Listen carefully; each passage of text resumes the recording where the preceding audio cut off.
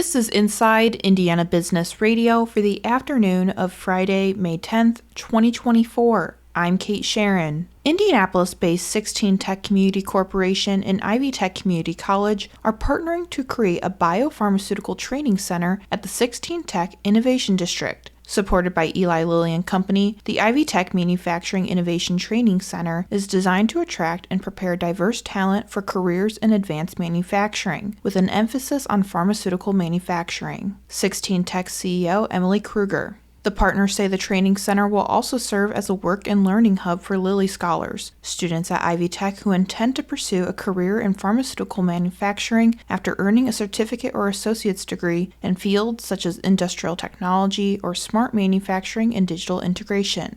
Journeyman Distillery is preparing for the next big addition to its $40 million American Factory campus in Valparaiso. The distillery this week announced plans to launch its new craft brewery, Sea of Monsters, later this year and named Greg Wingett to lead the operation as head brewer. Sea of Monsters is Journeyman's first foray into craft brewing and will include a microbrewery operation and tasting room on the campus adjacent to the Union Hall restaurant. Connexus Indiana this week announced this year's group of accomplished young professionals in the advanced manufacturing and logistics industries through its Rising 30 class. The award was launched 4 years ago to honor Indiana's top talent under 30 making strides in those growing industries. Honorees include engineers, entrepreneurs and business owners, educators, CEOs, and product developers from across Indiana. See who's included at InsideIndianaBusiness.com.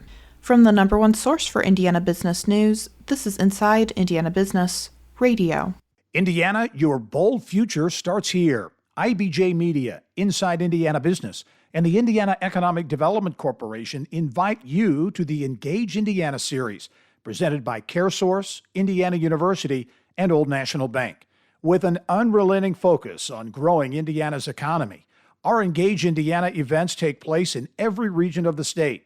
Discover when we'll be in your area at ibj.com/engage. The rate of Indiana high school seniors who directly go to college remains stagnant, according to the latest data released by state officials. IIB's Alex Brown has more. New numbers for the class of 2022 announced Thursday by the Indiana Commission of Higher Education indicated for the third year in a row that just 53% of Hoosier graduates furthered their education with certificate training, a 2-year program, or enrollment at a 4-year college. It's a 6% drop from the class of 2019 and 12% lower than 2015. Still, because the data further shows that the total number of 2022 high school graduates increased by 3%, that translates to fewer students enrolled in post-secondary education directly after high school. CHE staff presented preliminary data during the Commission's bi-monthly meeting on Thursday. Official numbers for 2022 are expected to be released next week. The rate, called dismal by numerous state lawmakers and education officials, continues the state's lowest college-going trend in recent history. However, the decline began several years prior. To help combat the decline, a new law signed by Governor Eric Holcomb in March will require College Core courses to be more accessible to high schoolers across the state and compels Hoosier colleges and universities, minus Ivy Tech Community College and Vincennes University, to offer 3-year degree programs by July 2025. Alex Brown, Inside Indiana Business Radio. U.S. Secretary of Energy Jennifer Granholm last week appointed Purdue University President Mung Chiang to the inaugural board of directors for the U.S. DOE Foundation for Energy Security and Innovation. The foundation, established through the CHIPS and Science Act signed by President Biden in 2022, aims to support the commercialization of new and existing energy technologies to boost U.S. competitiveness. The Board of Directors is the first agency-related foundation for the Department of Energy. Purdue said in a news release that the board has been charged with helping ensure that the DOE science and innovation breakthroughs are, quote, effectively used to maintain America's position as a trailblazer in global energy and secure an equitable clean energy economy. The Federal Trade Commission last month announced a sweeping ban on most non-compete agreements, but some exceptions were granted for certain mergers and acquisitions. Those exceptions come through a sale of business provision in the agency's new rules, which permit entering into a non-compete with a person who is selling a business or disposing of all of the person's ownership interest in a business in a bona fide sale.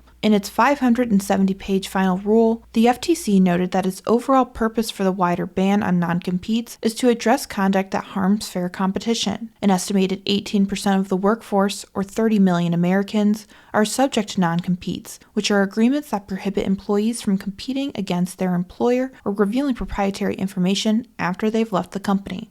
In case you missed it, a federal judge has ordered the owner of dozens of mega liquor and smoke stores to pay nearly $355,000 in back wages and damages to 156 employees following an investigation by the U.S. Department of Labor. Judge Damon Lichty in the U.S. District Court for the Northern District of Indiana in South Bend issued a preliminary injunction Thursday against Boha Singh, owner of Vishav Incorporated in Granger, which does business as Mega Liquor and Smoke. The injunction follows a lawsuit filed in late February that alleged Singh retaliated against and intimidated employees who were owed back wages in violation of the Fair Labor Standards Act. Commissioner of the Horizon League Julie Rowe-Lotch is this week's guest on the Business and Beyond podcast with Gary Dick, presented by PNC, a weekly conversation with high-profile Hoosiers in business, sports, entertainment, and beyond, available now from your favorite podcast provider. I'm Kate Sharon for Inside Indiana Business, Radio on Demand.